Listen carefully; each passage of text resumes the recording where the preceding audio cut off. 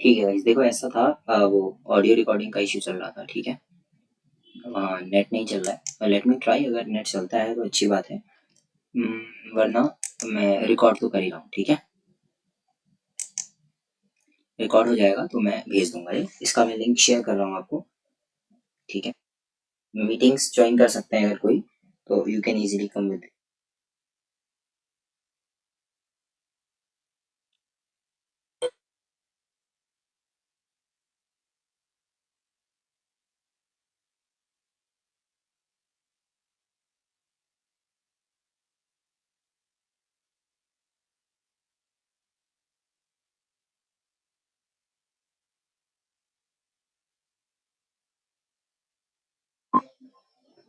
चल, बाकी लोग म्यूट ही रखेंगे कॉल को। ठीक है, इट मे पॉसिबल गाइस, अगर नेटवर्क का इश्यू रहता है तो उसके बाद ये हो जाएगा कि मैं सेशन को रिकॉर्ड तो कर ही रहा हूँ, तो रिकॉर्डेड सेशन ही मिल जाएगा। इसको फुल स्क्रीन मोड पे कर लेना। ठीक है, म्यूट कीजिए, म्यूट कीजिए।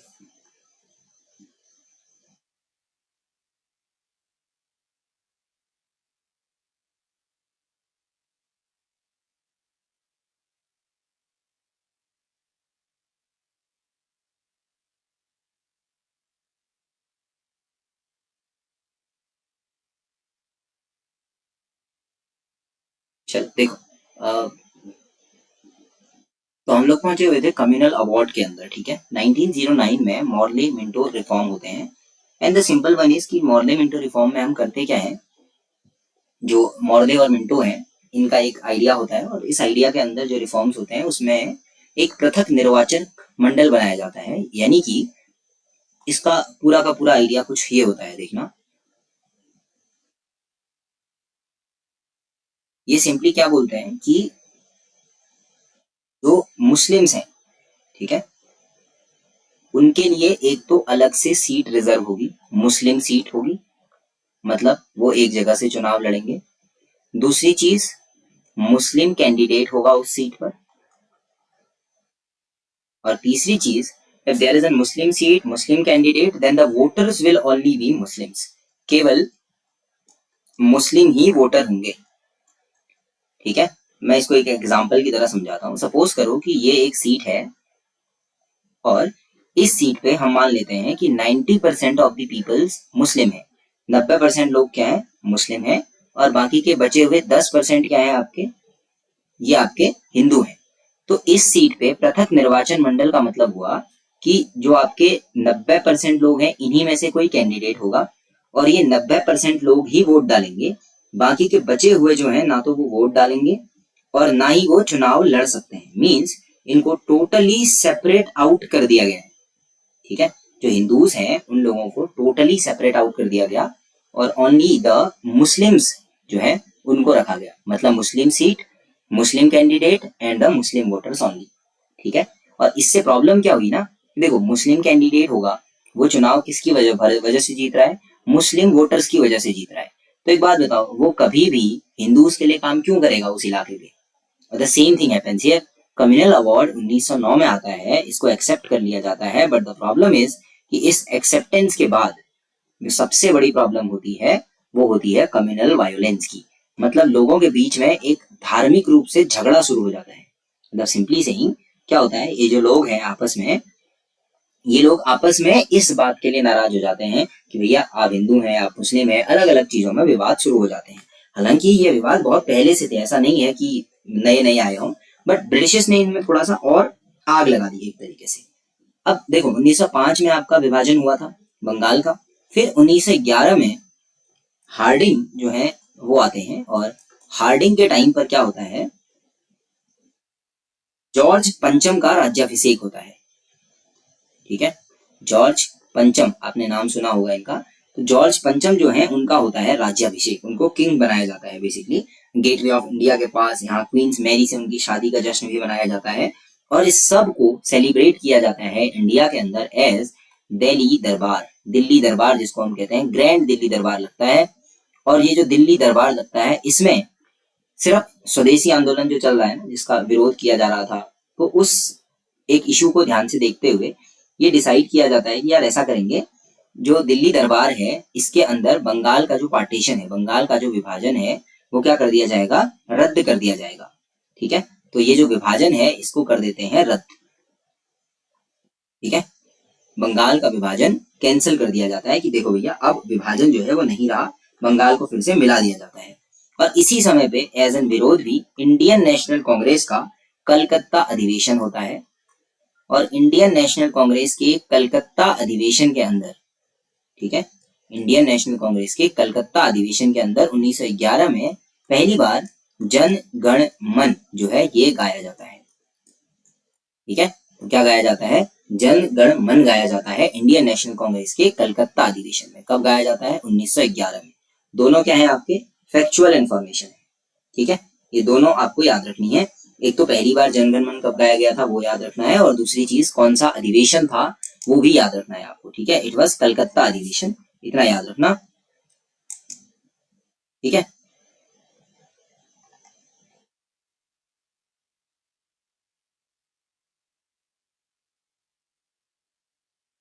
ओके। देखो अगर गाइस नेटवर्क का इश्यू होगा ना तो फिर हम लोग सिंपली क्या करेंगे, ये मीटिंग कैंसिल कर देंगे। I am just recording the session, साथ साथ में सेशन रिकॉर्ड भी हो रहा है। तो अगर बाई द वे ऐसा कुछ होता है तो मैं अपलोड कर दूंगा सेशन को, फिर वहां से आप लोग देख सकते हैं। ठीक है, यहाँ अगर नेटवर्क का इश्यू होता है तो डोंट टेक एन स्ट्रेस, ये पूरी क्लास आपको रिकॉर्डेड वे में मिल जाएगी। ठीक है, चलिए, तब तक वैसे ज्वाइन करना हो आप कर सकते हो, अगर दिख रहा है विजिबल है तो। ये पूरी सेशन रिकॉर्ड हो रहा है तो I will upload the recorded session. ठीक है, अब देखो 1911 के अंदर कलकत्ता अधिवेशन जो होता है वहां सबसे पहले जनगण मन जो है वो गाया जाता है, और ये अपने आप में ही बड़ा इंपॉर्टेंट क्वेश्चन होता है। ठीक है, और इसी समय पे एक और चीज होती है 1911 में, एक तो बंगाल का विभाजन कैंसिल हो जाता है, फिर जनगण मन गाया जाता है, और जो राजधानी है उस समय तक भारत की राजधानी कहाँ थी, कलकत्ता के अंदर थी। तो राजधानी को ट्रांसफर कर दिया जाता है कलकत्ता से दिल्ली। तो जो कैपिटल है उसका ट्रांसफर हो जाता है कलकत्ता से दिल्ली। और भारत की राजधानी दिल्ली कब ट्रांसफर होती है, कब बदली जाती है, अगर ये क्वेश्चन आएगा तो आप लोगों को ध्यान रखना है कि भारत की राजधानी का जो दिल्ली कैपिटल ट्रांसफर होता है वो 1911 के अंदर होता है। ठीक है, तो राजधानी जो है वो हमारी कहाँ चले जाती है, कलकत्ता से ट्रांसफर करके उसको दिल्ली भेज दिया जाता है। ठीक है, इतना। अब देखो आगे, और यहीं पे ध्यान रखना 1911 के आसपास ही फिर 1912 में रास बिहारी बोस जो है वो हार्डिंग पर बम फेंक देते हैं, जिसको दिल्ली कंस्पिरेसी केस कहा जाता है। उससे पहले अगर आप देखोगे ना तो 1906 में, यहाँ पे अगर मैं आपको दिखाऊं, जहाँ पे ये पृथक निर्वाचन मंडल से ठीक पहले मुस्लिम लीग की स्थापना हुई थी, यहीं पे आपको एक चीज और ध्यान रखनी है। 1909 कम्युनल वायलेंस और यहाँ स्वदेशी आंदोलन चलता है। गरम दल वाले जो नेता है वो क्या कह रहे थे कि बंगाल के विभाजन का विरोध ऑल इंडिया लेवल पर होना चाहिए। लेकिन कांग्रेस के अंदर जो नरम दल के नेता थे जो ये कह रहे थे कि नहीं यार इतना बड़ा विरोध करना जरूरी नहीं है, उन लोगों में आपस में ही झगड़ा शुरू हो जाता है। और 1907 में कांग्रेस का एक सेशन होता है सूरत में। ठीक है, और जो सूरत के अंदर सेशन होता है उस सूरत अधिवेशन में कांग्रेस के दो टुकड़े हो जाते हैं। इसको बोला जाता है सूरत स्प्लिट, सूरत का विभाजन। 1907 में कांग्रेस की सूरत अधिवेशन में सूरत स्प्लिट या सूरत विभाजन हो जाता है। और यहाँ पर जो दो धड़े हैं, एक को मॉडरेट बोला जाता है और एक को एक्सट्रीमिस्ट बोला जाता है। गरम दल और नरम दल ये दो पार्ट अलग अलग टूट जाते हैं, कांग्रेस के दो हिस्से हो जाते हैं।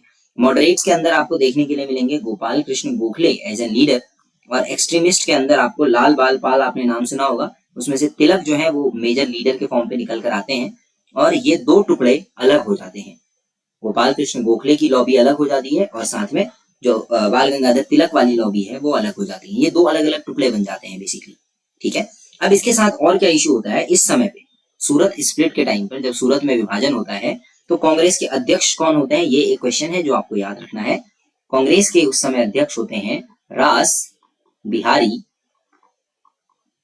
घोष। तो रास बिहारी घोष 1907 में सूरत अधिवेशन के अध्यक्ष बनते हैं। अब यहाँ पर पूरा हुआ क्या वो सुनो। बंगाल का विभाजन हो गया, और बंगाल का विभाजन होने से हिंदू मुस्लिम्स के बीच में झगड़ा शुरू हुआ, और इसी के चलते 1906 में आपका ऑल इंडिया मुस्लिम लीग बनी थी। और इसी को अगर रिलेट करो दूसरे तरफ से तो भारत में बहुत से नेताओं ने इसका विरोध किया, और ये विरोध करते करते कांग्रेस के भी दो टुकड़े हो गए, क्योंकि कुछ लोगों का मानना था कि इस बंगाल विभाजन के विरोध को ऑल इंडिया लेवल पर फैलाना चाहिए, पूरे देश में इस बात को फैलाना चाहिए। इससे ये हो जाएगा कि कल को जो बाकी लोग हैं भारत के अंदर, उनको भी इसका पता चलेगा, अंग्रेजों की पॉलिसी का पता चलेगा, और कल को वो लोग भी क्या होंगे, अंग्रेजों के खिलाफ आएंगे। इन लोगों में एक्सट्रीमिस्ट शामिल थे, जिनको हम बाल गंगाधर तिलक, लाला लाजपत राय, ठीक है, विपिन चंद्र पाल, इन लोगों के साथ काउंट करते हैं।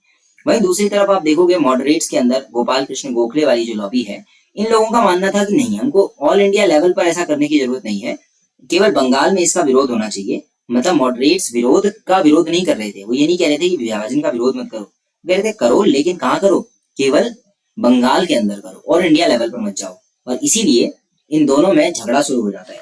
पर जो बात सूरत विभाजन में क्या होता है, सूरत विभाजन में एक्सट्रीमिस्ट चाह रहे थे कि तिलक को अध्यक्ष बना दिया जाए इंडियन नेशनल कांग्रेस का, बट एट दी एंड होता क्या है, तिलक नहीं बनते हैं, रास बिहारी घोष बन जाते हैं, और इसी वजह से प्रॉब्लम होती है। और जो आपके गरम दल वाले हैं वो मीटिंग छोड़ के चले जाते हैं, वो कहते हैं कि नहीं भैया, अब कांग्रेस के साथ और रहना तो नहीं हो पाएगा। तो इसीलिए क्या होता है, वो लोग ये छोड़ के चले जाते हैं और कांग्रेस का हो जाता है विभाजन। ये चीज आपको याद रखनी है। अच्छा, इसी समय एक और चीज है, प्रफुल्ल चाकी और खुदीराम बोस, ये दो जो क्रांतिकारी हैं 1908 में, ये हेनरी किंगस्टन के काफिले पर हमला करते हैं मुजफ्फरपुर के अंदर सॉरी, और वहां ये क्या करते हैं, काफिले पर हमला करते हैं, 13 साल के ही होते हैं। तो खुदीराम बोस को फिर 18 साल में फांसी दी जाती है। तो ये सबसे यंगेस्ट आपके क्रांतिकारी थे जिनको फांसी जो है उसके लिए कहा गया कि इनको भैया फांसी दी जाएगी। It's an very important one, ठीक है। तो आपको दो नाम याद रखने हैं, खुदीराम बोस और प्रफुल्ल चाकी। इनको जो है आपका फांसी जो है वो दी गई थी, और सबसे युवा उम्र जिसमें फांसी दी गई हो 18 साल के अंदर, वो खुदीराम बोस थे, ठीक है। देखो ये मॉर्ने-मिंटो रिफॉर्म जो मैंने आपको बताया, पृथक निर्वाचन मंडल जिसके अंदर दिया गया था, कई जगह पे इसका नाम मॉर्ने-मिंटो रिफॉर्म करके नहीं होता है, कई जगह पे इसको इंडियन काउंसिल एक्ट करके भी दिया जाता है, ठीक है। तो अगर इंडियन काउंसिल एक्ट ऑफ 1909 आएगा तो भी आपको इतना ही याद रखना है, ठीक है। ये कौन सा एक्ट है, मॉर्ने-मिंटो रिफॉर्म का एक्ट है, इंडियन काउंसिल एक्ट इसको बोला जाता है कुछ जगह पे। ऐसे आपको याद क्या रखना है, इंडियन काउंसिल एक्ट नहीं याद रखना है, मॉर्ने-मिंटो रिफॉर्म। 1909 जब भी आपको सुनाई दे, आपको तुरंत दिमाग में आ जाना चाहिए कि हाँ, ये मॉर्ने-मिंटो रिफॉर्म की बात चल रही है, बाकी सारी चीजें ऐसे ही कही, ठीक है, इतना याद रखना बस। अब सुनो, 1911 में मैंने आपको बताया कि जो राजधानी है उसका ट्रांसफर हो जाता है, कलकत्ता से दिल्ली हमारी राजधानी आ जाती है। इसके बाद क्या होता है कि रास बिहारी घोष जो है बॉस, रास बिहारी बोस और ऊपर रास बिहारी घोष, तो रास बिहारी घोष क्या करते हैं, हार्डिंग पर बम फेंक देते हैं। इसको दिल्ली कंस्पिरेसी केस कहा जाता है। अब इसी समय पे आपको एक क्वेश्चन आपको कल देखने के लिए मिला था ऑफ 1913 पे, लाला हरदयाल जो है, ठीक है, 1913 में लाला हरदयाल, उनके साथ पे तारकनाथ दास वगैरह, ये क्या करते हैं, सैन फ्रांसिस्को में, यानी कि अमेरिका के अंदर सैन फ्रांसिस्को में एक गदर पार्टी बनाते हैं और गदर मूवमेंट शुरू करते हैं। एक चीज, इससे तो आपका पहले भी क्वेश्चन आया हुआ है, तो don't get stress about it.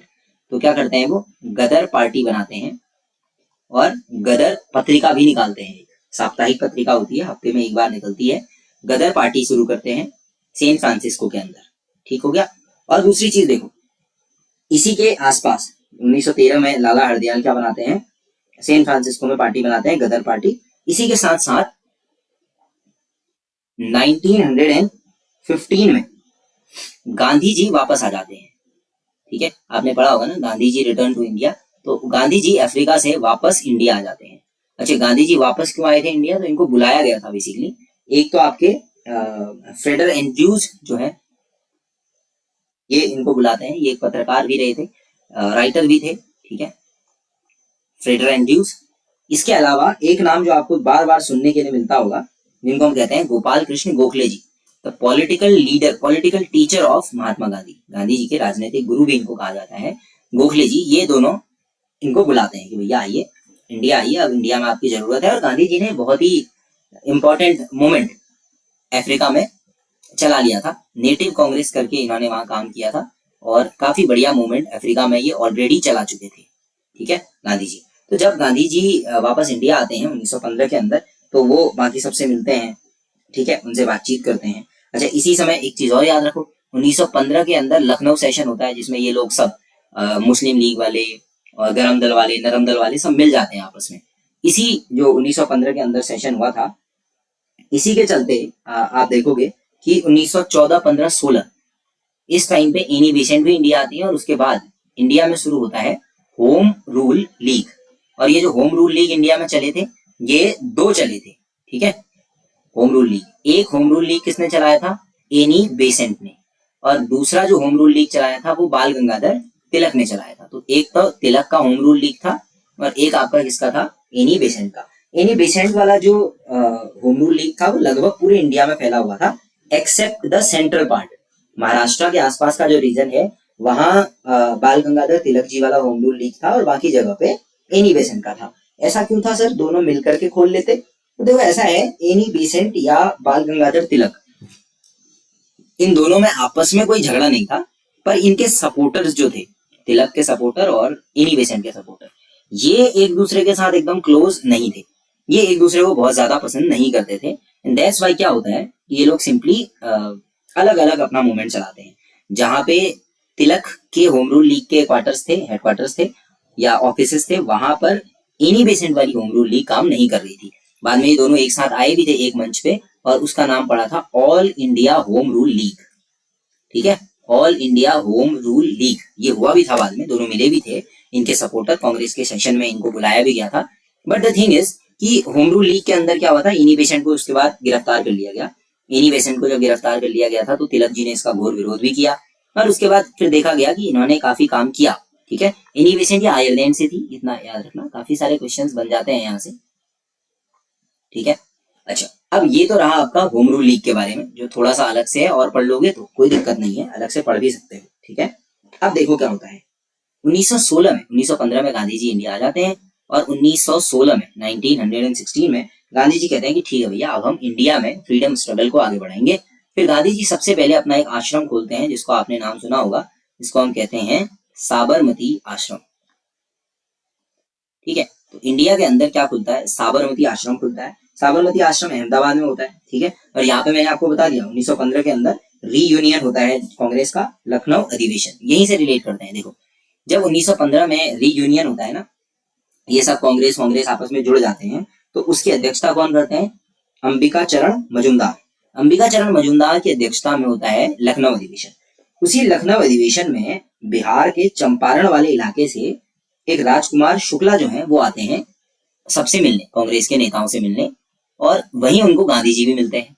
तो जो राजकुमार शुक्ला जी हैं वो गांधी जी से कहते हैं कि गांधी जी देखो ऐसा है कि बिहार में हमारे वाले इलाके में एक 3 कठिया सिस्टम चल रहा है, और ये जो 3 कठिया सिस्टम है, इसमें क्या करना है सर कि ये 3 कठिया सिस्टम के अंदर हमारे खेतों में हमको 3/20 भाग में इंडिगो या नील की खेती करनी पड़ रही है।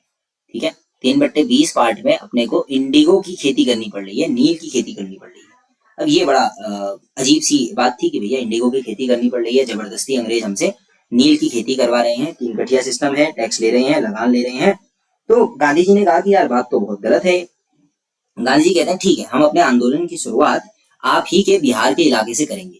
तो गांधी जी 1916 के बाद 1917 में इस 3 कठिया सिस्टम के विरोध में कहा जाते हैं? चंपारण जाते हैं। तो यहाँ पर से बहुत सारे क्वेश्चन आपके बनेंगे, कौन बुला के ले गया था इनके साथ और कौन कौन गए थे, ये सब। तो इनके साथ चंपारण सत्याग्रह में गांधी जी, राजेंद्र प्रसाद जी, जेबी कृपलानी, मजूमदार, ये सब, अंबिका चरण मजूमदार जिनका मैंने नाम बताया, ये सब जाते हैं। दूसरी चीज, चंपारण में बुलाने कौन आया था? राजकुमार शुक्ला जी जो है वो आए थे बुलाने। कब आए थे? लखनऊ अधिवेशन में 1915 में। और वो लखनऊ अधिवेशन फेमस क्यों है? क्योंकि उसी अधिवेशन से क्या हुआ था, इंडियन नेशनल कांग्रेस के जो 2 टुकड़े हो गए थे, गरम दल और नरम दल, उनका रीयूनियन हुआ था, वो आपस में मिले थे। तो ये सारी चीजें रिलेटेड है। अच्छा, गांधी जी जब 3 कठिया सिस्टम के विरोध में जाते हैं तो इनको काफी सफलता वहां मिलती है। तो उससे प्रसन्न होकर के या उससे खुश होकर के बाकी लोग भी गांधी जी को आंदोलनों में आमंत्रित करने लगते हैं कि भैया आप आके हमको बस बचा लो। और इसी में क्या होता है, खेड़ा के अंदर एक सत्याग्रह होता है।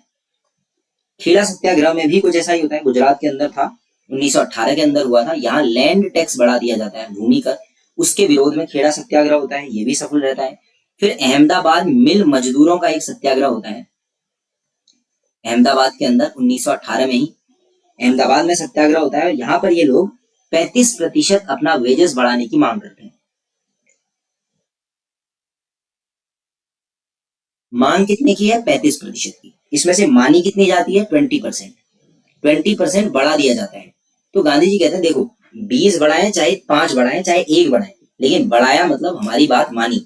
और अगर अंग्रेज या ये अमीर हमारी बात मानने लग गए हैं, तो इसका मतलब है कि अब हम मूवमेंट आगे बढ़ा सकते हैं। तो गांधी जी की ये बड़ी अपार सफलताएं थी, तीनों के तीनों आंदोलन या सत्याग्रह आप कह लीजिए सफल रहे।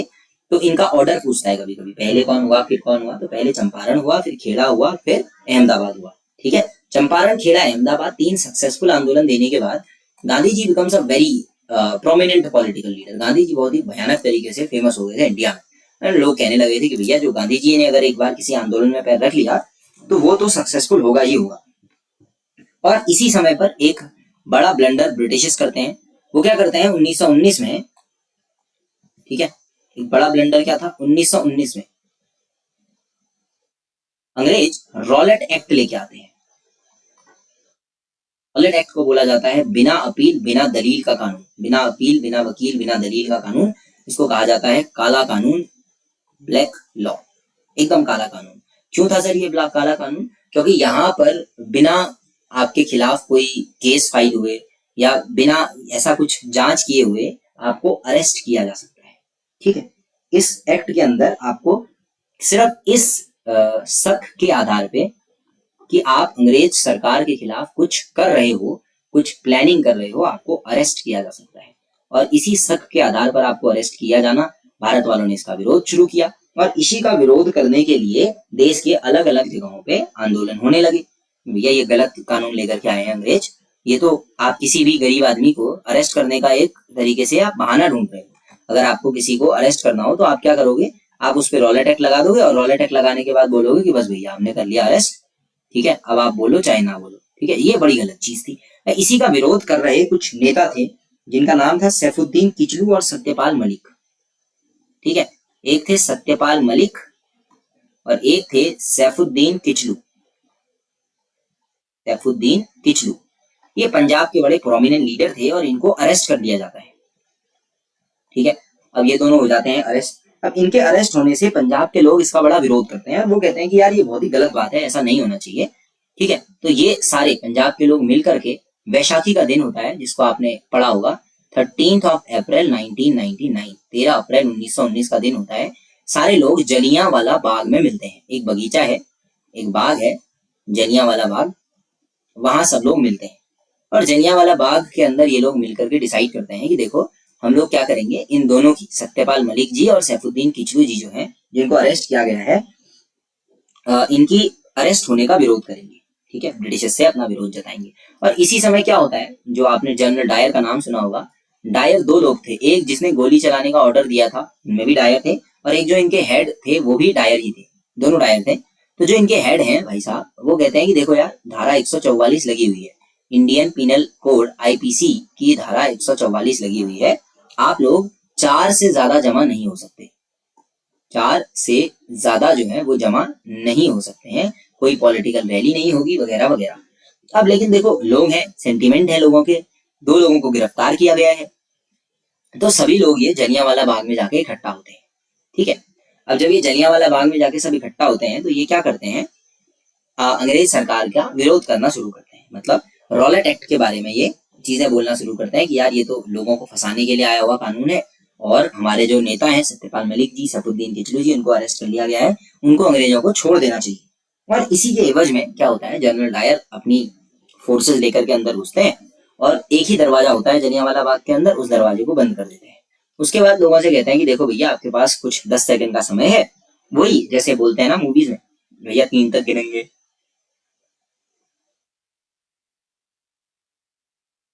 बिल्कुल ऐसा ही कुछ इनके साथ भी होता है, कहते हैं 8-10 तक गिनेंगे और 10 के बाद फिर मैं गोलियां चलाना शुरू कर दूंगा। And now the thing is कि भागेंगे कैसे कोई भी। ठीक है, इनके पास भागने का तो रास्ता ही नहीं है, रास्ता बंद कर दिया गया है। तो ये क्या करते हैं, थोड़ी ही देर में लोगों के ऊपर गोलियां चलाना शुरू कर देते हैं और धीरे धीरे करके, सरकारी आंकड़े की बात करेंगे तो ये माना गया कि लगभग लगभग 1500 से ज्यादा लोगों की मृत्यु हुई थी। सरकारी आंकड़ा कहता है कि 1581 जो है वो डेथ हुई थी। ठीक है, समझ में आया? तो इतनी डेथ बेसिकली काउंट की जाती है, हालांकि डेथ टोल इससे ज्यादा है, पर उसके बाद भी ये कहते हैं सरकारी आंकड़े के हिसाब से कि इतने लोगों की जो है वो मृत्यु हुई थी। कहाँ पर, जलियांवाला बाग इंसिडेंट के अंदर। और जलियांवाला बाग जो दुर्घटना हुई, जो हत्याकांड अंग्रेजों ने किया, ये लगभग पूरे देश में आग लगा देता है कि भैया ये तो अंग्रेजों ने हद कर दी है। मतलब आम आदमियों पे, जिन बेचारों के पास हथियार भी नहीं थे, जो आराम से अपना विरोध प्रदर्शन कर रहे थे, उनको मार दिया गया। और बस इसका विरोध पूरे इंडिया में स्टार्ट हो जाता है। और गांधी जी को लगता है कि यार ये बेस्ट मोमेंट है, क्योंकि अभी लोगों के अंदर आग भी है और अंग्रेजों की सबसे बुरी जो नीयत है वो भी दिख गई है, और इसी का जो है अब हमें लोगों के अंदर सेंटिमेंटल फीलिंग जगानी चाहिए। और यहीं पर क्या होता है, 1920 के अंदर गांधी जी कहते हैं कि बस भैया अब बहुत हो गया है, और गांधी जी चलाते हैं असहयोग आंदोलन, जिसको हम कहते हैं नॉन कोऑपरेशन मूवमेंट। बहुत ही बड़ा आंदोलन, नॉन कोऑपरेशन मूवमेंट, जिसको क्या बोला जाता है, असहयोग आंदोलन। मतलब गांधी जी कहते हैं कि देखो भैया अब बहुत हो गया, अब अंग्रेजों का उनके किसी भी कार्य में सहयोग नहीं किया जाएगा। आप अगर सरकारी स्कूलों में पढ़ रहे हैं, अंग्रेजों के बनाए हुए स्कूलों में पढ़ रहे हैं, स्कूल छोड़ दीजिए। अंग्रेजों की नौकरी कर रहे हैं, नौकरी छोड़ दीजिए। अंग्रेजों के साथ कहीं से भी आपका कोई रिश्ता है, उनके कपड़े वगैरह कुछ भी, सब कुछ खत्म कर दीजिए। और नॉन कोऑपरेशन मूवमेंट बहुत ही बेहतरीन चल रहा होता है। मतलब एक तरीके से आप कह लीजिए कि सभी लोग इस मूवमेंट से जुड़ते हैं। पूरे इंडिया के लोग गांधी जी को अपना लीडर मान लेते हैं कि बस भैया गांधी जी आ गए हैं, इस आंदोलन में कूद गए हैं, अब तो अंग्रेजों का अंतिम समय आ गया है, बस अब हम जीतने ही वाले हैं। इसी समय एक और बड़ा इंसिडेंट होता है। 1920 के अंदर ही खिलाफत कमेटी बनती है, और जो खिलाफत कमेटी है वो अपना हेड भी गांधी जी को चुन लेती है। खिलाफत मूवमेंट जो था ये चलाया था अली ब्रदर्स ने। ठीक है, खिलाफत मूवमेंट को चलाने वाले दो भाई थे, जिनको अली ब्रदर्स बोला जाता है। एक का नाम था शौकत अली और एक का नाम था मोहम्मद अली। दो भाई थे, शौकत अली और मोहम्मद अली। इन दो भाइयों ने खिलाफत मूवमेंट चलाया हुआ था। ठीक है, दोनों अली ब्रदर्स के नाम से फेमस है, तो आप इनको अली भाई, अली बंधु, या फिर शौकत अली, मोहम्मद अली, ये कह सकते हैं। अच्छा, ये दोनों जो शौकत अली और मोहम्मद अली हैं, इन्होंने किस बात के लिए विरोध किया था? तो इनका जो विरोध था वो क्या था, जो तुर्की इलाका है, टर्की जिसको हम कहते हैं, अभी इसका नया नाम बदल के तुर्कीये कर दिया गया है। तो तुर्कीये जो है, उसके जो खलीफा थे, उसका जो हेड होता है, उसको अंग्रेजों ने वर्ल्ड वॉर में हरा दिया था। अब आपको वर्ल्ड वॉर थोड़ा सा पता होगा। ठीक है, जो सेकेंड वर्ल्ड वॉर और फर्स्ट वर्ल्ड वॉर है, उनकी डेट्स आपको थोड़ा बहुत पढ़ लेनी है। देखो, जो फर्स्ट वर्ल्ड वॉर है वो आपका तकरीबन 1914 के आसपास तक चलता है। ठीक है, और इस फर्स्ट वॉर 1914 से लेकर के फिर 1919 में ये खत्म होता है। इस 1919 के टाइम पर क्या होता है, आपका 1914 से वर्ल्ड वॉर शुरू होता है, 1919 तक ये चलता है। और 1919 में क्या होता है, आपका खलीफा जो है तुर्की के, उनको हटा दिया जाता है। What is the meaning of this, कि खलीफा को हटा दिया जाता है। एक मिनट भाई साहब।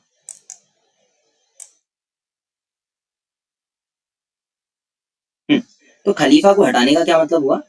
खलीफा को हटाने का मतलब हुआ कि मुस्लिमों के सबसे बड़े नेता जो हैं, उनको एक तरीके से हटा के, छोड़ के किनारे कर दिया जाता है। लोगों को बड़ा बुरा लगता है, मुस्लिम लोगों को, भैया हमारे सबसे बड़े आदमी, हमारे धर्म के सबसे बड़े लीडर जो हैं, उनके साथ तो अंग्रेजों ने बहुत ही खराब किया, ऐसा नहीं करना चाहिए था, वगैरह वगैरह। तो वो विरोध करना शुरू कर देते हैं, और वो लोग भी गांधी जी से जाके मिल जाते हैं, और गांधी जी से कहते हैं कि देखो भैया, ये दो बड़े आंदोलन है, इनको मिक्स कर दो, नॉन कॉपरेशन मूवमेंट और खिलाफत मूवमेंट को एक साथ जोड़ दिया जाए।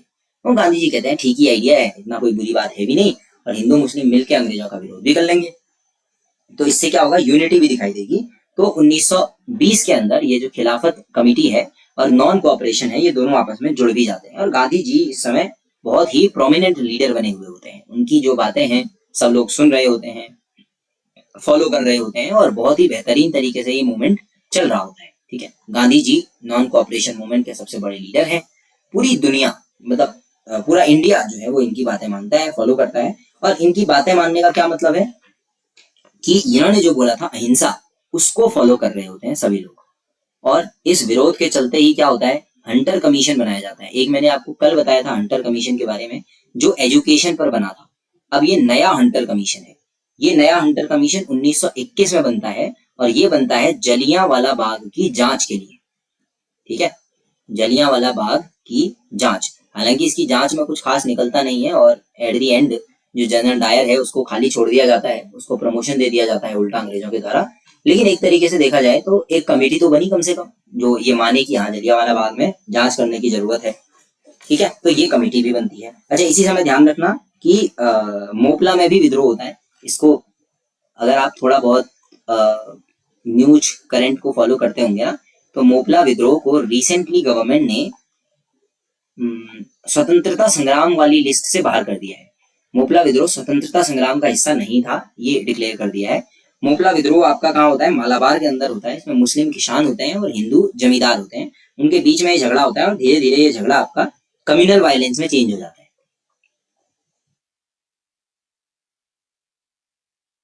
चलो, मोपला के बारे में उतना मत पढ़ क्योंकि अब ये एग्जाम में नहीं आएगा। Now coming to the non cooperation again. Non cooperation movement के अंदर गांधी जी, जलियांवाला बाग की रिपोर्ट की भी जांच वांच भी शुरू हो जाती है और इसी समय पे एक बड़ी घटना हो जाती है 1922 के अंदर। ठीक है, इसको हम क्या बोलते हैं? इसको बोलते हैं चौरी चौरा कांड। ये जो चौरी चौरा कांड होता है ना, ये एक तरीके से पहले आंदोलन की यानी कि नॉन कोऑपरेशन मूवमेंट की एंडिंग आप कह सकते हो।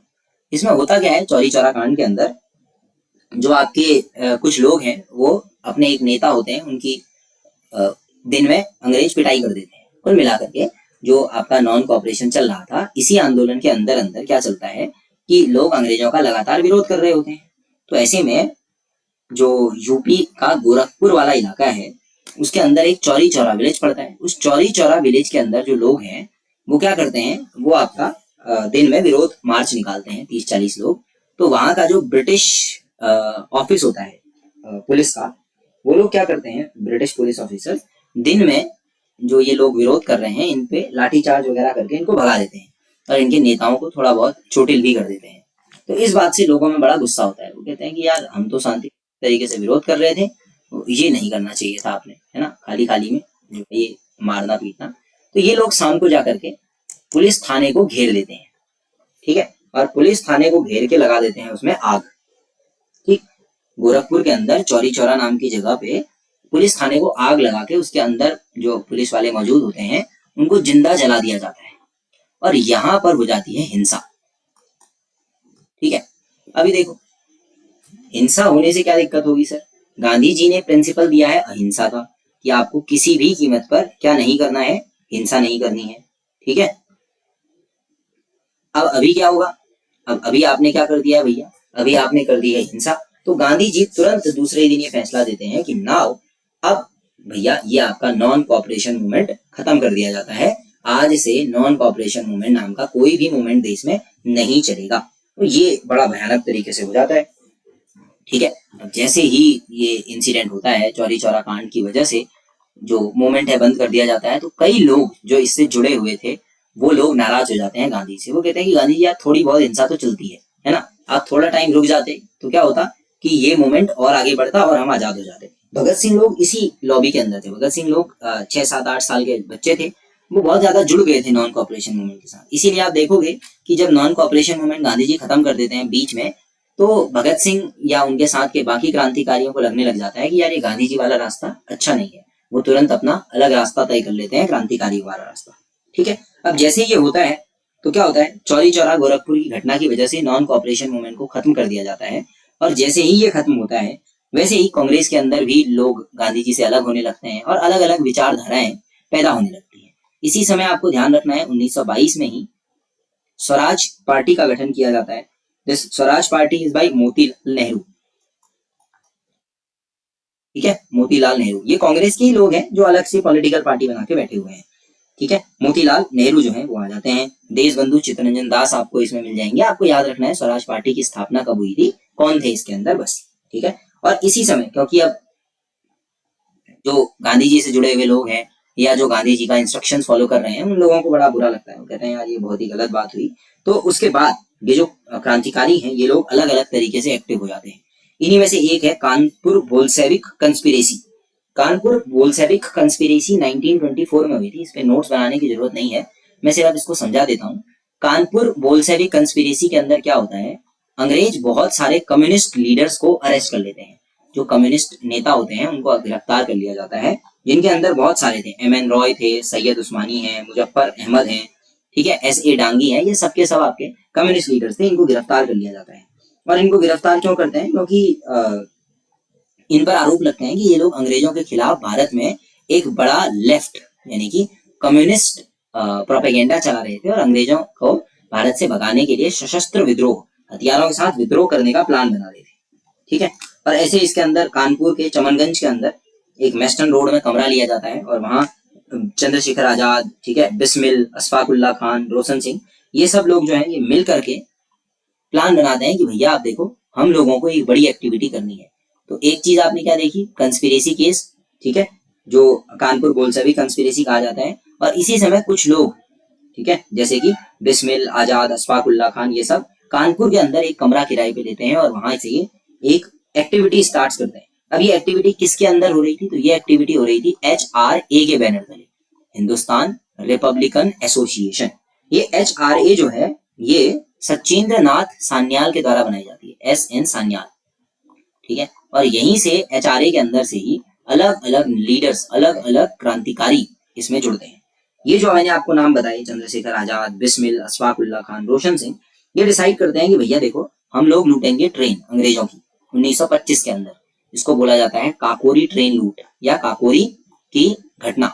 ये क्या करते हैं, इनको पता चलता है कि एक ट्रेन जो है वो जा रही है जिसमें भारत का पैसा है और ये पैसा बाद में ब्रिटेन जाने वाला है। तो ये रास्ते में क्या करते हैं, लखनऊ के पास, सहारनपुर से लखनऊ की तरफ एक ट्रेन जा रही होती है, तो लखनऊ से थोड़ा दूर ये उस ट्रेन का चेन खींच देते हैं और वहां से पैसा जो है वो लूट लेते हैं। और वो पैसा होता है लगभग 3.25 लाख के आसपास पैसा होता है। उस समय का बहुत ज्यादा पैसा था मतलब। और ये क्या करते हैं, वो पैसा लूट लेते हैं। इसको बोला जाता है काकोरी ट्रेन इंसिडेंट। लेकिन उसके बाद धीरे धीरे क्या होता है ना, इन सारे लीडर्स को या इन सारे क्रांतिकारियों को गिरफ्तार कर लिया जाता है कहीं ना कहीं से। और इन सब से अगली पीढ़ी है ना, भगत सिंह वाली पीढ़ी, वो बहुत इंस्पायर होती है। वो कहती है कि यार इनको अरेस्ट कर लिया, कोई बात नहीं, now we will move ahead. तो HRA का नाम बदल के HSRA रख दिया जाता है और ये HSRA 1928 में बनती है। ये भगत सिंह जो है वो इसमें शामिल होते हैं और दिल्ली के अंदर ये मीटिंग होती है। ठीक है, दिल्ली के अंदर फिरोज शाह कोटला एक मैदान है, आपने नाम सुना होगा। उधर उस समय छोटा सा क्रिकेट ग्राउंड जैसा ही मैदान हुआ वो, वहां ये लोग मिलते हैं और वहां दे डिसाइडेड कि आज से HRA का नाम होगा हिंदुस्तान सोशलिस्ट रिपब्लिक एसोसिएशन। क्या होगा, हिंदुस्तान सोशलिस्ट रिपब्लिक एसोसिएशन होगा। इसी समय पे एक चीज और चल रही है, देखो ये चीजें आपस में बड़ी लिंक है। 1927 में साइमन कमीशन बनता है। ठीक है, ये साइमन कमीशन का काम क्या है, भारत में आके ये देखना कि भारत की कानून व्यवस्था, भारत का शासन कैसे बढ़ेगा। और ये साइमन कमीशन 1928 में इंडिया आता है। मतलब साइमन कमीशन के अंदर जो लोग थे वो सारे के सारे जो लोग हैं वो भारत पहुंचते हैं अपना स्टडी करने के लिए कि भारत के अंदर कैसे काम होगा। ठीक है, एट द सेम टाइम अगर आप दूसरी तरफ देखोगे HSRA बन रही है। तो भगत सिंह HSRA के अंदर ये इंस्ट्रक्शन देते हैं कि हम सभी लोग इसी साइमन कमीशन का विरोध करेंगे। और ये विरोध करने के लिए किसके साथ जाएंगे, हम लाला जी का सपोर्ट करेंगे। ठीक है, तो ये सब लोग मिलकर के लाला जी का सपोर्ट करते हैं। और लाला जी का सपोर्ट करते हैं किसमें, HSRA वाले विरोध करने में। किसका विरोध करेंगे, जो साइमन कमीशन आ रहा है उसका विरोध करेंगे। तो साइमन गो बैक वाला जो आपने पूरा पढ़ा हुआ है वो सारा का सारा रिलेटेड है इससे। अब देखो इसी में जब ये साइमन कमीशन का विरोध कर रहे होते हैं लाला जी के साथ मिलकर के, तो इसी समय क्या होता है, लाठीचार्ज हो जाता है। और जो लाला जी हैं उनको लाहौर के जो कमिश्नर हैं स्कॉट, ठीक है, उनके ऑर्डर के अंदर लाला जी को जो है वो लाठियों से मार दिया जाता है। इससे HSRA वाले बड़ा ही दुखी फील करते हैं कि यार ये बहुत ही गलत हो गया, अंग्रेज अपनी शक्तियों का गलत इस्तेमाल कर रहे हैं, अब हमको प्लानिंग बनानी पड़ेगी। और ये प्लान बनाते हैं कि ये जो है स्कॉट की हत्या करेंगे। ठीक है, स्कॉट जो है, जो लाहौर का कमिश्नर है जिसने ऑर्डर दिया था लाला जी की हत्या का, वो स्कॉट की हत्या का ये पूरा बनाते हैं प्लान। ठीक है, और पूरा कुछ प्लान बन जाता है। लेकिन आइडेंटिफिकेशन में थोड़ी सी प्रॉब्लम हो जाती है, स्कॉट को पहचानने में थोड़ी सी दिक्कत हो जाती है और उसकी जगह में ये सॉन्डर्स को मार देते हैं। ठीक है, सॉन्डर्स भी उन लोगों में शामिल था लाठी चलाने वाले में। सॉन्डर्स की हो जाती है मृत्यु, यानी कि हत्या का प्लान किसी और का था, मृत्यु हो किसी और की जाती है। लेकिन उसके बाद भी भगत सिंह लोग बहुत ही फेमस तरीके से इस पूरी की पूरी घटना को अंजाम देते हैं। उसके बाद पूरे लाहौर में, पूरे पंजाब में, पूरे इलाकों में, अलग अलग जगह पे देश में पोस्टर्स चिपकाए जाते हैं कि लाला जी की मौत का जो है वो बदला ले लिया गया है। और उसके बाद पंजाब से भगत सिंह भाग जाते हैं। तो आपने भगत सिंह की एक फोटो देखी होगी जिसमें भगत सिंह हैट पहने हुए रहते हैं एकदम, और एकदम नवाब जैसा स्ट्रक्चर उनका दिखता है, मूंछ वूछ बनाए रहते हैं। वो वाली फोटो यहीं से भागने के दौरान की है। यहाँ से भागने के दौरान भगत सिंह ने जो है अपनी पगड़ी वगड़ी सब चेंज कर ली थी और एकदम वो ब्रिटिश इलाकों से लौटे हुए जो नवाब या बड़े लोग होते थे उनकी तरह दिख रहे थे वो, ठीक है, इंग्लिश में बात करना ये वो। तो भगत सिंह की वही वाली फोटो है जिसमें वो यहाँ से निकले थे, ठीक है। अच्छा, दूसरी चीज यहाँ पर 1929 में इसी साइमन कमीशन का विरोध होता है और भारत के जो लोग हैं वो सब लाहौर में मिलते हैं इंडियन नेशनल कांग्रेस के, और वो कहते हैं कि बस भैया बहुत हो गया, now we need complete independence. अब बहुत हो गया है, अब हमको अंग्रेजों के अंदर रहना ही नहीं है। Now we need complete independence, इसी को बोला जाता है पूर्ण स्वराज। जवाहरलाल नेहरू इसकी अध्यक्षता करते हैं। इससे आपका 2 बार क्वेश्चन आया हुआ है। पूर्ण स्वराज की घोषणा कर ली जाती है लाहौर अधिवेशन में, जवाहरलाल नेहरू इसके हेड होते हैं, ठीक है। ये 26 दिसंबर को लाहौर में घोषणा होती है। अब यहीं पर एक और हिस्ट्री का फैक्ट है, सुनो। 26 दिसंबर को ये लोग आपस में बैठ के डिसाइड करते हैं कि आज से हमारी डिमांड, कांग्रेस की डिमांड क्या होगी, कंप्लीट इंडिपेंडेंस होगी। हम क्या मांगेंगे, पूरी आजादी मांगेंगे। लेकिन यहीं पे ये क्या करते हैं, डिसाइड करते हैं कि आज से 26 जनवरी को भारत का स्वतंत्रता दिवस मनाया जाएगा। 26 जनवरी इज इक्वल टू स्वतंत्रता दिवस, ठीक है, यहाँ पर ये डिसाइड करते हैं। लेकिन सर हमारा स्वतंत्रता दिवस तो 15 अगस्त को होता है, एग्जैक्टली। अब हुआ क्या, अंग्रेजों ने हमको 15 अगस्त को आजाद कर दिया, ठीक है, और हमारा जो संविधान है वो भी 26 नवंबर 1949 को पूरा हो गया था। तो सारे कांग्रेस के नेताओं ने और जो कॉन्स्टिट्यूशन असेंबली थी हमारी, उन्होंने डिसाइड किया कि देखो भले ही कॉन्स्टिट्यूशन हमारा 26 नवंबर को पूरा हो गया हो, लेकिन हम इसको लागू 26 जनवरी को करेंगे, ताकि हमारे देश के लोगों को ये याद रहे कि 26 जनवरी को भी हम अपना एक स्वतंत्रता दिवस मनाते थे आजादी से पहले। इसीलिए इसी अधिवेशन को ध्यान में रख के हमारा जो संविधान है वो 26 नवंबर की जगह 2 महीने बाद 26 जनवरी को लागू किया गया, जबकि बन वो 26 नवंबर को गया था। जो 26 नवंबर की डेट है ना, इसमें आपको साइन मिलेंगे। 26 नवंबर को हमारे जो कॉन्स्टिट्यूशन असेंबली के लोग हैं उन्होंने कॉन्स्टिट्यूशन को साइन कर दिया था, लेकिन लागू कब किया, 26 जनवरी को किया। उसका रीजन क्या था, ये था 26 दिसंबर 1929 को सभी लोग लाहौर के अंदर बैठे थे और कंप्लीट इंडिपेंडेंस को अपनी मांग बना लिया था कि आज से कांग्रेस पूर्ण स्वराज मांगेगी। और इसी दिन डिसाइड किया गया कि अब से हर साल 26 जनवरी को आजादी का उत्सव मनाया जाएगा, स्वतंत्रता दिवस मनाया जाएगा। तो इस दिन को याद रखने के लिए ही इन्होंने क्या किया, बाद में लागू जो है वो 26 जनवरी को किया था। अच्छा, ये तो ठीक है। अब सर देखो 1929 के अंदर पूर्ण स्वराज की घोषणा हो जाती है, और जैसे ही ये घोषणा होती है वैसे ही गांधी जी फिर से एक्टिव हो जाते हैं और 1930 में नमक सत्याग्रह कह लीजिए, सविनय अवज्ञा आंदोलन कह लीजिए, या डांडी मार्च कह लीजिए, ये सब शुरू होता है। सविनय अवज्ञा आंदोलन, सविनय अवज्ञा आंदोलन जो है ये शुरू हो जाता है। इसी के लिए आपने नाम सुना होगा डांडी मार्च, नमक सत्याग्रह भी इसको कहा जाता है। तो डांडी मार्च जो है वो शुरू होता है। But is this Dandi March about, तो गांधी जी कहते हैं कि देखो अंग्रेजों ने एक लॉ बनाया हुआ है, नमक का कानून, मतलब भारत में कोई भी नमक नहीं बना सकता, आपको अंग्रेजों को टैक्स देना पड़ेगा। अच्छा, पहली चीज तो ये गांधी जी ने नमक ही क्यों चुना, क्योंकि नमक हर आदमी खाता है, अमीर गरीब कोई भेदभाव नहीं। गांधी जी कहते हैं कि देखो यार मैं खुद कानून तोड़ूंगा।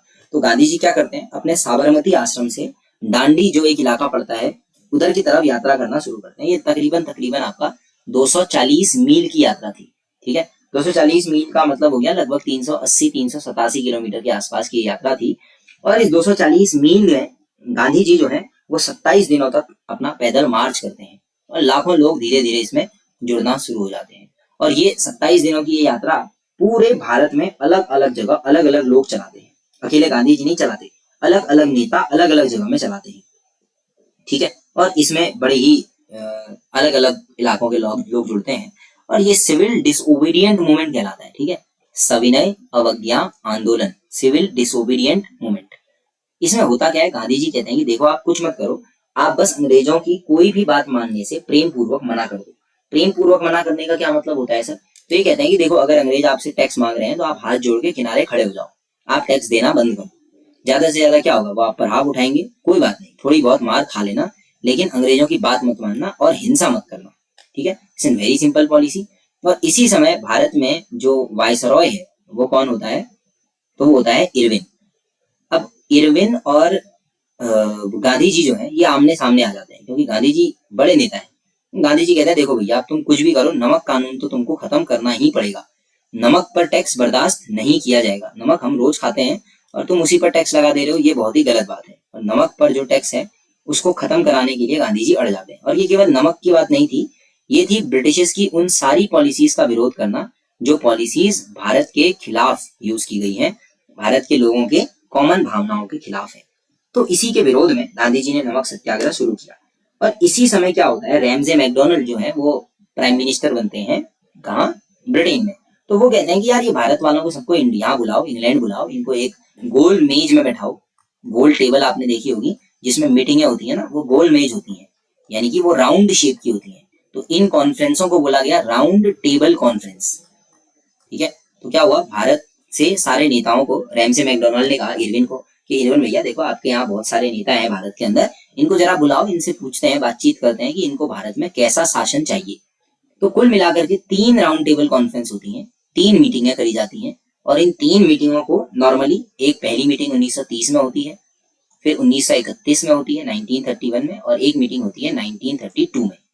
3 मीटिंगें होती हैं।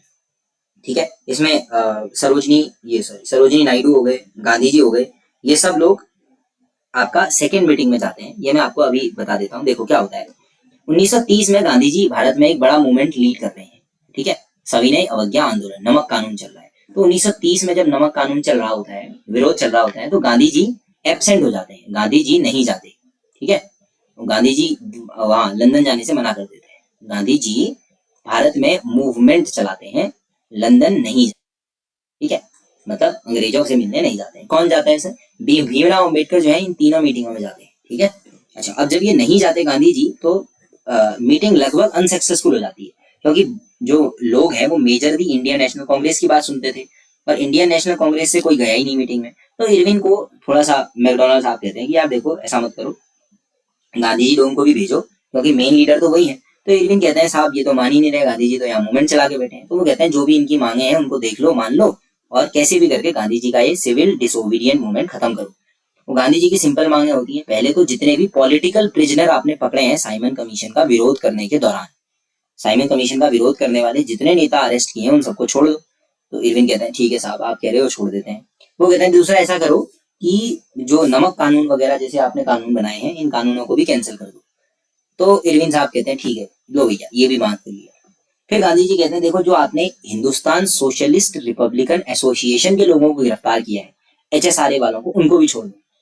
तो जो इरविन साहब है वो कहते हैं देखो भैया गांधी जी से कि आपकी 2 बातें हमने मान ली, पहली भी मान ली, सारे पॉलिटिकल प्रिजनर छोड़ दिए, दूसरी भी मान ली कि आपका नमक कानून भी मान लिया, अब ये हमसे नहीं होगा।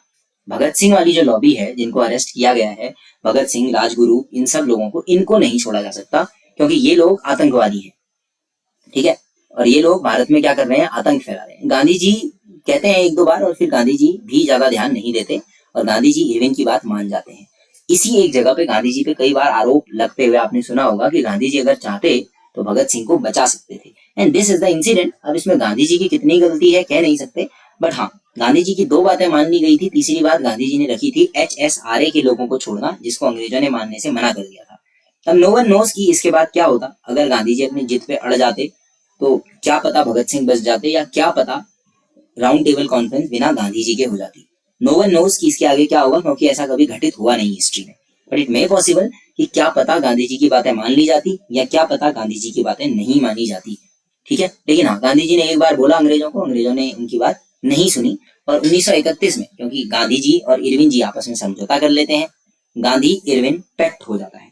और जब गांधी इरविन समझौता हो जाता है जिसमें ये दोनों मिल जाते हैं, तो गांधी इरविन पैक्ट होने के बाद ये लोग जाते हैं सीधा कहाँ, सेकेंड राउंड टेबल कॉन्फ्रेंस में। 1931 में इंडियन नेशनल कांग्रेस का प्रतिनिधि बनकर गांधी जी शामिल होते हैं। लेकिन फिर वही, जैसे गांधी जी वहां पहुंचे, गांधी जी को कोई खास इज्जत मिलती नहीं, है ना। और गांधी जी कहते हैं देखो भैया बस हो गया, कोई खास इज्जत मिलती नहीं है गांधी जी को, तो गांधी जी तुरंत वापस आ जाते हैं। गांधी जी कहते हैं कि बस भैया हमारी तो वैल्यू है नहीं, तो हम यहाँ रहेंगे नहीं। लेकिन अब तक तो CDM खत्म हो गया था, सिविल डिसोबीडियंट मूवमेंट। अब गांधी जी धीरे धीरे थोड़ा बहुत मूवमेंट चला के रखते हैं, लेकिन अब जो मेन मूवमेंट है वो तो खत्म हो गया। इसी बीच 1932 में थर्ड राउंड टेबल कॉन्फ्रेंस भी हो जाती है, और थर्ड राउंड टेबल कॉन्फ्रेंस में अंग्रेज क्या करते हैं, कम्युनल अवार्ड को और आगे फैला देते हैं। अब याद करो 1909 में कम्युनल अवार्ड आया था ना मुस्लिमों के लिए, अब यही कम्युनल अवार्ड ये लोग और फैला देते हैं, और ये और फैला करके किसको दे देते हैं, SC और ST कम्युनिटी को कम्युनल अवार्ड दे देते हैं। क्या मतलब, अभी से दलितों के लिए भी पृथक निर्वाचक मंडल शुरू कर देते हैं। What is the meaning of this की अब से जिन इलाकों में दलित मेजोरिटी में है, दलित ज्यादा है, उन इलाकों में दलित लोग, SC और ST वाले लोग ही चुनाव लड़ेंगे। वही वोट देंगे और उन्हीं का नेता होगा। यानी कि जो लोग सवर्ण समाज से हैं या जो लोग दलित नहीं है, उन लोगों को ना तो वोट लड़ने की आजादी होगी और ना वो लोग क्या करेंगे, ना ही वोट दे पाएंगे, ना तो चुनाव लड़ेंगे ना वोट देंगे। ये बात गांधी जी को अब एक्सेप्टेबल नहीं थी, क्योंकि गांधी जी ने देख लिया था कि भैया 1909 में जब मुस्लिमों को सेपरेट इलेक्टोरेट दिया गया तो मुस्लिमों ने कैसे एक बड़े लेवल पे क्या किया, हिंदू वर्सेस मुस्लिम लड़ाई लड़ी। तो अब गांधी जी बिल्कुल नहीं चाहते थे कि दलित वर्सेस अदर हिंदूज हो जाए, और ये चीज बी आर अम्बेडकर साहब भी समझते थे। लेकिन भीमराव अम्बेडकर जी को पता था कि यार इस समाज में रह करके अपने समाज का उत्थान तो नहीं हो पाएगा, तो भीमराव अम्बेडकर जी इस कम्युनल अवार्ड को पहले एक्सेप्ट कर लेते हैं। ठीक है, ये कहते हैं कि बहुत बढ़िया, ये चीज आपने हमको ठीक दे दी। पर गांधी जी उस समय यरवदा जेल में होते हैं, वो अनशन पे बैठ जाते हैं, भूख हड़ताल। तो कहते हैं कि बस भैया अब हम मृत्यु तक भूख में बैठे रहेंगे, ये कम्युनल अवार्ड हम बर्दाश्त नहीं करेंगे। फिर भीमराव अम्बेडकर जी उनसे मिलते हैं, यरवदा जेल में बातचीत करते हैं, और एट द एंड डिसाइड होता है कि अब SC STs को पृथक निर्वाचन मंडल नहीं मिलेगा, रिजर्वेशन मिलेगा। मतलब वोट तो सभी लोग देंगे, लेकिन लीडर जो है वो केवल दलित से होना चाहिए, SC या ST कम्युनिटी से ही नेता होना चाहिए, वोट देने का अधिकार सबको होगा। इससे फायदा क्या होगा ना, कि जो नेता है वो सबका भला सोच पाएगा, और एक जो हिंदू मुस्लिम वाला एंगल बना था वो हिंदूज, अदर हिंदूज और लोअर क्लास हिंदूज के बीच में नहीं हो पाएगा। It was a very good decision by Gandhi ji as well as Ambedkar साहब।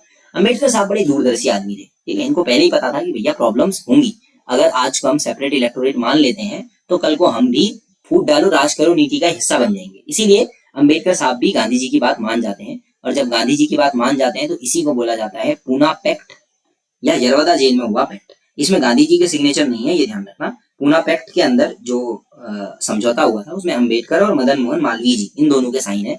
गांधी जी की तबियत थोड़ा खराब थी, वो ठीक हो रहे थे क्योंकि भूख हड़ताल में बैठ गए थे बहुत लंबे समय से। और कुल मिलाकर के इनको रैमसे मैकडोनल्ड अवार्ड भी कहते हैं, क्योंकि रैमसे मैकडोनल्ड ने ही शुरू किया था। But at the end of the day ये जो गोलमेज सम्मेलन हुए, पहला दूसरा तीसरा, इन्हीं सबको बेस बना करके 1935 का government of India act Bharat में लागू कर दिया जाता है। Government of India act Bharat में लागू हो जाता है। इसी एक्ट से लगभग भारत का अभी का प्रेजेंट कॉन्स्टिट्यूशन जो है वो 50% बना हुआ है। मतलब जो अभी के कॉन्स्टिट्यूशन में लिखा गया है ना, वो लगभग 50% के आसपास इसी में लिखा गया था, गवर्नमेंट ऑफ इंडिया एक्ट में। ये बड़ा ही फेमस एक्ट है, इसके अंदर काफी सारे कानून, काफी सारी चीजें जो है वो लागू की जाती हैं। और ये सब कहाँ से आया था, जो 3 मीटिंगें हुई थी, तीनों ही लगभग अनसक्सेसफुल थी, पर अंग्रेज है, अंग्रेजों को क्या ही फर्क पड़ रहा है, ठीक है, उनकी जो मनाई उन्होंने करा, और उन्होंने ये 1935 का जो एक्ट है ये लागू कर दिया। और जब ये 1935 का एक्ट लागू हो गया, इसके साइमल्टेनियसली 1940 में कांग्रेस से अलग होकर के इंडियन मुस्लिम लीग ने अपने लिए अलग से पाकिस्तान की डिमांड भी रख दी कि भैया अब हम लोग इंडिया में नहीं रहेंगे, अब अपने को चाहिए एक अलग कंट्री, पाकिस्तान की मांग भी कर ली। अब जब ये सब चल रहा था तो अंग्रेजों ने कहा कि देखो भैया फर्स्ट वर्ल्ड वॉर भी शुरू, सेकेंड वर्ल्ड वॉर भी शुरू हो गया है 1939 में, 1945 तक ये वॉर चला था। अब अंग्रेजों की स्थिति थोड़ा बहुत खराब होने लग गई थी, ठीक है। एक तो इंडिया वाले सपोर्ट नहीं कर रहे हैं, कांग्रेस ने सीधे कह दिया है कि अब तो हम टोटल इंडिपेंडेंस चाहिए अपने को, इससे कम में तो हम मानेंगे नहीं। और दूसरा, अब अंग्रेजों को अलग अलग फ्रंट पे लड़ना पड़ रहा था। वर्ल्ड वॉर सेकेंड चल रही है, इधर से नेताजी अपनी आर्मी लेके अंदर घुस गए हैं, अब इधर अंग्रेज लगभग सब जगह घिर गए हैं। तो अंग्रेजों ने कहा यार अब बहुत हो गया है, ऐसा करो ये इंडिया की फ्रीडम के बारे में कुछ सोचो। और 1942 में इंडिया में क्या भेजा जाता है, क्रिप्स मिशन भेजा जाता है, ठीक है। ये इंडिया की व्यवस्था को समझने के लिए भेजा गया कि भैया एक बार जरा चेक तो करें कि इंडिया में क्या कुछ चल रहा है, कैसे इंडिया का एक शासन प्रणाली बनाई जाए। मतलब कुल मिला के क्रिप्स मिशन का काम ये चेक करना था कि भैया भारत में कैसी गवर्नमेंट हो, एक प्रधानमंत्री हो, एक राष्ट्रपति हो, ऐसा कुछ बनाया जाए, या ऐसा बनाया जाए कि देखो एक प्रधानमंत्री होगा और वही सब कुछ देखेगा, या ऐसा कर देते हैं एक प्रेसिडेंट बना देते हैं वही सब कुछ देखेगा। ये सब चीजें चेक करने के लिए क्रिप्स मिशन आता है। स्टैफर्ड क्रिप्स जो है वो इसके हेड होते हैं, ये इंडिया आते हैं, देखते हैं, पर इसकी बहुत ज्यादा बातें मानी नहीं जाती। ये क्या बात करता है मैं बताता हूँ आपको। क्रिप्स मिशन जब इंडिया है ना, ये क्या बात करता है कि देखो मेन काम तो अंग्रेजी करेंगे, आप जो इंडियंस हैं उनका नंबर थोड़ा हम बढ़ा देंगे, मतलब अपने लिए कानून बनाना शुरू कर देंगे। इसको कहते हैं डोमिनियन रिपब्लिक। डोमिनियन रिपब्लिक मतलब भारत के लोग ही शासन करेंगे, हाँ सुप्रीम अथॉरिटी अंग्रेज होंगे। तो इस समय पे गांधी जी कहते हैं कि भैया एक बात बताओ, हम 1929 में ही कह चुके हैं कि हमको अब चाहिए पूरी आजादी, और तुम आज 1942 में आके क्या कह रहे हो हमसे कि हम आपको डोमिनियन स्टेटस देंगे, मतलब हम हमारे लोगों को बढ़ाएंगे। हम कह रहे हैं लोग नहीं बढ़ाने हैं, अपने को चाहिए पूरी आजादी, अब हमको गुलाम रहना ही नहीं है। और इसीलिए गांधी जी ने इसको बोला था post dated cheque on collapsing bank, मतलब एक डूबते हुए बैंक ने एक ऐसा चेक दिया है जो पोस्ट डेटेड है, ठीक है। मतलब इसका बड़ा ही मजाक उड़ाया जाता है क्रिप्स मिशन का, और ये लगभग लगभग फेल हो जाता है। अंग्रेज भी समझ जाते हैं कि अब भारत वाले भैया इस मूड में नहीं है, ठीक है। अच्छा, ये पाकिस्तान की मांग किसमें आई थी? लाहौर रेजोल्यूशन में, ठीक है। मुस्लिम लीग का लाहौर रेजोल्यूशन पास किया गया था, उसमें आई थी। मुस्लिम लीग वाले भी ये कांग्रेस वालों की तरह मीटिंग कर रहे थे, ठीक है। अच्छा, इसी समय गांधी जी को भी कहा जाता है कि गांधी जी अब बस बहुत हो गया, तुरंत कुछ किया जाए। तो गांधी जी क्या करते हैं? क्विट इंडिया मूवमेंट शुरू करते हैं। गांधी जी कहते हैं कि बस यही मौका है भैया, अंग्रेजों को उठाओ और बाहर फेंक दो। क्विट इंडिया मूवमेंट शुरू होता है, जिसको बोला जाता है भारत छोड़ो आंदोलन। गांधी जी इसमें एक नारा देते हैं, नारा होता है क्या? नारा होता है डू और डाई, यानी कि करो या मरो का नारा। गांधी जी कहते हैं कि बस भैया ये लास्ट मौका है, अभी ही है, जो करना है कर लो। मतलब अंग्रेजों का जितना विरोध पॉसिबल है करो, अब इनको बाहर निकालो, इंडिया में रहने नहीं देना है। This is called what? Quit India movement, Bharat छोड़ो आंदोलन इसको बोला जाता है, ठीक है। तो ये भारत छोड़ो आंदोलन की बात करते हैं और अंग्रेजों को कहते हैं कि भैया बस अब आपका इंडिया में दाना पीना हो गया है बंद, ठीक है, अब आपको इंडिया में रहना नहीं है। अच्छा, अब सुनिए ध्यान से। अब जब एक क्विट इंडिया मूवमेंट स्टार्ट करते हैं गांधी जी, तो लगभग गांधी जी और उनके साथ के जो बाकी लीडर हैं, पॉलिटिकल लीडर्स हैं, उनको कर दिया जाता है अरेस्ट, ठीक है। क्विट इंडिया मूवमेंट शुरू कब होता है? ये होता है 1942 के अंदर, ठीक है। 1942 में इसको शुरू किया जाता है क्विट इंडिया मूवमेंट को। गांधी जी इसमें नारा देते हैं करो या मरो का, इसको बोला जाता है डू और डाई। और इसी मूवमेंट के साथ साथ गांधी जी वगैरह को अरेस्ट कर लिया जाता है, सीधे गांधी जी लोगों को पकड़ के ले जाते हैं अंदर। लेकिन गांधी जी कहते हैं कि देखो भैया, हमें तो अरेस्ट कर रहे हो, लोगों का क्या करोगे? जितने भी सेकंड लाइन के नेता थे ना, अब वो मेन नेता बन जाते हैं। मतलब अभी तक जो कांग्रेस के बड़े बड़े नेताओं के भाषण सुनते थे, अब वो मेन नेता बन गए। फिर जब वो अरेस्ट हो गए तो उनके नीचे की लाइन बन गई। तो इसीलिए क्विट इंडिया मूवमेंट के लिए बोला जाता है कि ये एक पब्लिक ड्रिवन मूवमेंट था, मतलब इसको लोगों ने खुद चलाया था, इसमें कोई भी नेता नहीं थे, इसको लोगों ने अपने बलबूते पर चलाया था। क्योंकि हुआ क्या ना, बड़े नेता तो सारे गिरफ्तार हो गए, फिर उनके बाद के छोटे नेता जो थे वो आए, सुचेता कृपलानी वगैरह आपने नाम सुना होगा, फिर वो भी अरेस्ट हो गए। तो उनके बाद उनसे भी नीचे के नेता जो बिल्कुल एकदम लोकल लेवल पे थे, उसके बाद फिर जब चुनाव हुए तो वो MP MLA बने, जो उस लेवल के नेता जो थे, उन्होंने इस मूवमेंट को आगे बढ़ाया। मतलब पूरा इंडिया क्विट इंडिया मूवमेंट में शामिल हो गया। इंडिया वालों ने कहा कि देखो भैया बस बहुत हो गया है, अब तो अंग्रेजों को निकालना ही पड़ेगा। और इसी समय क्या होता है 1943 में चलो दिल्ली का नारा आता है। कौन देते हैं? सुभाष जी। कहाँ से? आजाद हिंद फौज के साथ। वो कैप्टन मोहन सिंह सिंगापुर के अंदर जब ये ऑर्गेनाइजेशन बनाते हैं, तो ये लोग भी साथ में इंडिया की तरफ बढ़ना शुरू कर देते हैं। Capturing the whole part of India, हम भारत को आजाद करेंगे, अंग्रेजों को बाहर कर देंगे। और यहीं पर बहुत बड़ी दिक्कत हो जाती है। तो ये लोग अंग्रेज कहते हैं कि यार तुम ही लोग बताओ कुछ क्या करें। तो इंडिया के अंदर 1944 में CR फॉर्मूला दिया जाता है। चक्रवर्ती राजगोपालाचारी जी एक फॉर्मूला देते हैं। वो कहते हैं कि ऐसा करो, एक रेफरेंडम करा लो, जो लोग जिस इलाके में मिलना चाह रहे हैं उनको उस इलाके में मिला दो, पाकिस्तान वालों को पाकिस्तान भेज दो, इंडिया वालों को इंडिया भेज दो, जो भी है। CR फॉर्मूला आता है। ये भी उतना बेटर नहीं हो पाता, ठीक है। तो फिर क्या होता है, वाइसरॉय की एक काउंसिल के अंदर क्या होता है सुनना, 1942 में क्विट इंडिया मूवमेंट चल रहा है। 1944 में आपका CR फॉर्मूला आता है, 1944 में CR फॉर्मूला आता है। और इसके साथ साथ ही आप बोल लो 1945 में वेववेल प्लान आता है, ठीक है। ये वेववेल प्लान क्या है? ये भी इंडिया को आजाद कैसे करना है उसके लिए आता है, ठीक है। मतलब कितनी गवर्नमेंट बनाई जाए, प्रधानमंत्री होगा या गवर्नर होगा, इसके लिए, ठीक है। और इसी में वाइसरॉय काउंसिल के लिए एक प्लान दिया जाता है। वाइसरॉय काउंसिल में 7 मेंबर मुस्लिम लीग के होते हैं और 7 मेंबर इंडियन नेशनल कांग्रेस के होते हैं।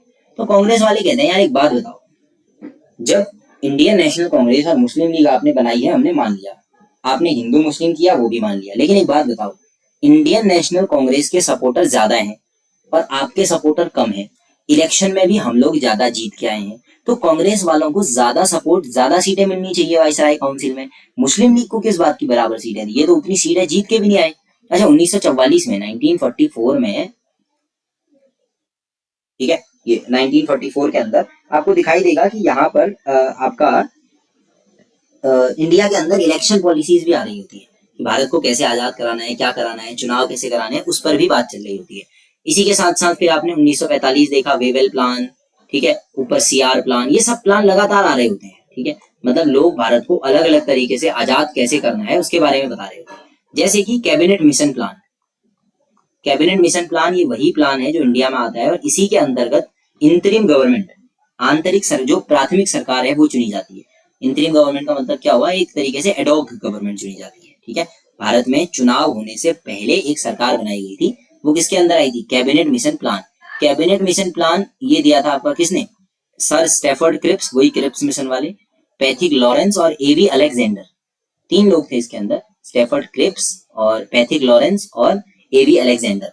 इन तीनों ने मिलकर कैबिनेट मिशन प्लान दिया था। इसी के अंतर्गत भारत में क्या होती है, चुनाव होते हैं, वोटिंग होते हैं, एडल्ट फ्रेंचाइजी ही चुनी जाती है और इसी में कांग्रेस जो है वो बहुत बड़ी पार्टी बनके निकल के बाहर आती है। इसीलिए कांग्रेस कहती है कि यार हमको 7 सीटें क्यों दे रहे हो, ज्यादा दो, मुस्लिम लीग को कम दो। लेकिन खैर जो भी है, एट दी एंड ये डिसाइड हो जाता है कि भारत को आजाद किया जाएगा।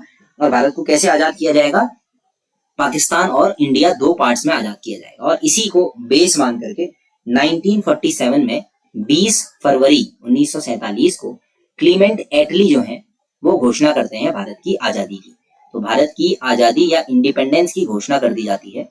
ठीक है, उस समय मतलब पूरा माहौल ऐसा था कि अब तो इंडिया आजाद हो ही गया है, बस अब बस आप घोषणा करो और खत्म करो इसको। तो 20 फरवरी 1947 को आजादी की घोषणा हो जाती है भारत की, क्लीमेंट एटली करते हैं। और फिर 3 जून को 1947 में भारत को आजाद कराने के लिए माउंटबेटन अपना प्लान लेकर के आते हैं। दिस प्लान वाज बाइंडिंग, या तो आप ये प्लान मान लो या फिर आपको जबरदस्ती मनवा दिया जाएगा। कुल मिलाकर के इसका कोई ऑप्शन था नहीं। और माउंटबेटन प्लान को जून प्लान भी कहते हैं क्योंकि ये जून में आया था। तो माउंटबेटन क्या प्लान देते हैं, देखो भैया, पाकिस्तान अलग, इंडिया अलग, जिन जगहों पर कांग्रेस जीती है वो कांग्रेस वाला इलाका इंडिया में आ जाएगा, जिन जगहों पे पाकिस्तान में मुस्लिम लीग जीती है वो पाकिस्तान को चला जाएगा। और जो प्रिंसली स्टेट है, जो राजा रजवाड़े वाले लोग हैं, वो लोग खुद डिसाइड करें कि उनको कहाँ जाना है। अगर उनको पाकिस्तान जाना है तो पाकिस्तान जाए, इंडियन नेशनल कांग्रेस से इंडिया में मिलना है तो इंडिया में जाए, अगर उनको फ्री रहना है, इंडिपेंडेंट रहना है तो वो इंडिपेंडेंट भी रह सकते हैं। This is the another topic जिसको हमें पढ़ना है। पर इससे आपके क्वेश्चन आए हुए नहीं है डीएलएड में, तो बाद में कभी देखेंगे इसके बारे में भी कि कैसे भारत के राज्यों को भारत में जोड़ा गया था। ठीक है, माउंटबेटन प्लान मान लिया जाता है और 1947 में अगस्त में दोनों देश आजाद हो जाते हैं। 14 अगस्त को आपका पाकिस्तान को आजाद किया जाता है और अगले ही दिन 15 अगस्त की सुबह यानी कि रात 12 बजे से भारत भी जो है वो आजाद हो जाता है। ये जो 14 अगस्त को आजाद हुए थे, इसमें लियाकत खान साहब जो हैं इनको बनाया जाता है पाकिस्तान के फर्स्ट प्राइम मिनिस्टर। और भारत के फर्स्ट प्राइम मिनिस्टर कौन बनते हैं, जवाहरलाल नेहरू जी। ठीक है, इंतरिम प्राइम मिनिस्टर की तरह बनते हैं, फिर बाद में वोटिंग वगैरह होती है। तो कुल मिलाकर के ऐसे भारत जो है वो 15 अगस्त 1947 को आजाद हो जाता है। And this is all about the modern Indian history of India. Bharat की लगभग मॉडर्न इंडियन हिस्ट्री इतनी ही है। इसके अंदर कुछ बहुत चीजें ऑब्वियसली छूटी हुई होंगी, बहुत सारी चीजें छूटी हुई होंगी जो मैंने ऑब्वियसली पुलिस एसआई वाली क्लास में कवर करवाई भी होगी, क्योंकि वहां हमने हिस्ट्री को और ज्यादा डिटेल में पढ़ा है। यहाँ तो हमारे पास इतना टाइम भी नहीं है और ना हमारे सिलेबस में इतना आता है कि हम इस पूरे को एक साथ पढ़े। बट हाँ, इतना इज मोर देन इनफ। और आज की जो क्लास है वो नेटवर्क इश्यूज की वजह से हो सकता है आपको बीच में कई बड़ी प्रॉब्लम्स रही हो, आपने पूरा ना पढ़ा हो, तो चिंता मत करना, आज की पूरी क्लास रिकॉर्ड है और ये सेशन अभी थोड़ी ही देर में मैं अपलोड कर दूंगा and you will get it on the YouTube as well. तो वहां पे आप अपने मन से देख सकते हो। इसके कुल मिला के 3 सेशंस हैं, पार्ट 1, पार्ट 2, पार्ट 3 करके हमने पूरी मॉडर्न हिस्ट्री, इंडियन हिस्ट्री को 3 घंटे में खत्म किया है। एंड दैट्स हाउ आप क्या कर सकते हैं, आराम से 3 घंटे के अंदर अपना ये जो लेक्चर है ये पूरा कर सकते हैं। ठीक है, अगर आप 1.5x में या उससे थोड़ा स्पीड बढ़ा के देखते हैं तो ये और जल्दी आपका पूरा हो सकता है आराम से। ठीक है, तो इसको आराम से आपको देख लेना है और पूरा मॉडर्न इंडियन हिस्ट्री से कैसे क्वेश्चंस आते हैं, क्या क्या क्वेश्चंस आते हैं, ये हमने कल आपको कराया भी हुआ है। ठीक है, कल हमने होमवर्क शीट करी थी और होमवर्क शीट में हमने देखा भी था कि जो क्वेश्चंस हैं आपके वो मॉडर्न इंडियन हिस्ट्री से काफी आए हुए हैं। ठीक है, and that's why I am saying कि एक बार आप मॉडर्न इंडियन हिस्ट्री का ये जो टॉपिक अभी अभी हमने कवर किया है ये साथ में देख भी लेंगे। ठीक है, चलिए ठीक है गाइस, तो मैं ये वीडियो रिकॉर्ड करके अभी डाल देता हूँ। ठीक है, उसके बाद फिर आप आराम से वहां जाके इसको देख सकते हैं। चलिए, थैंक यू गाइस।